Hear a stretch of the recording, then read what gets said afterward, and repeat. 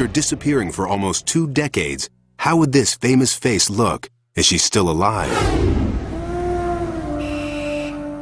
National Geographic photographer Steve McCurry hunts for a beautiful girl he saw 17 years ago. He snapped this famous photo of her, but didn't get her name.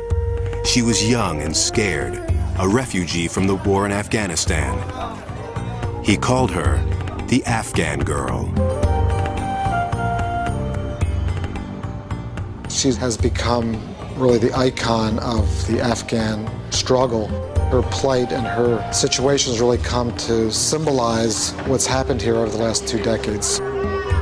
In 2001, the war in Afghanistan has the world's attention. McCurry returns to the refugee camps, determined to find the face from long ago. For weeks, he roams the streets, scouring shops, markets, and schools. The photograph is his only clue. Here's my wife. Yeah, you're sure?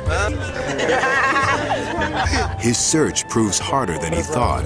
In this conservative Muslim society, grown women must wear veils.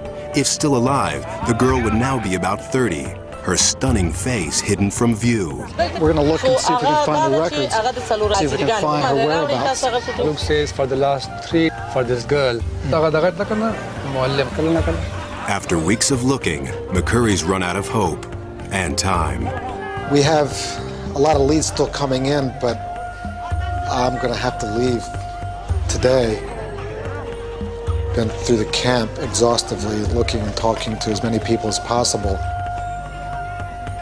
We've given it really our best shot. But shortly after McCurry leaves, an Afghan refugee approaches the TV crew. He says he knows the girl from the photo. But the woman now lives hours away near Tora Bora, across a border that swallows lives.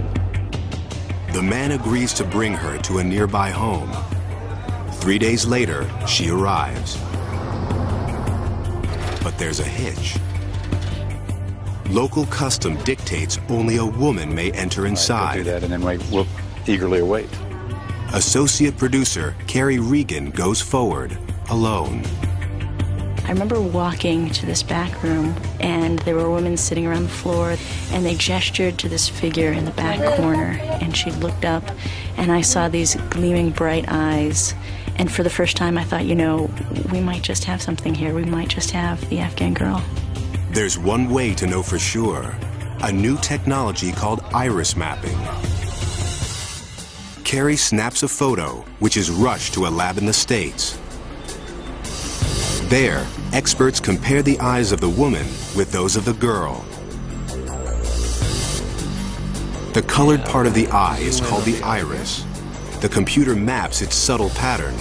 It's as distinctive as a fingerprint. And these two sets match. The Afghan girl now has a name, Sharbat Gula. For years, she's lived in poverty in Afghanistan's countryside, oblivious to her fame around the world. McCurry races back, hoping to photograph Sharbat once again. But one obstacle still remains. Sharbat's a conservative Muslim, now married with 3 children. Will she be willing to drop her veil? It's hard for Sharbat to understand that she's an icon to the outside world. McCurry talks with her and her husband, explaining that this will bring attention to the plight of the Afghan people. Reluctantly, she agrees to the request. As he sets up the shot, Sharbat drops her veil.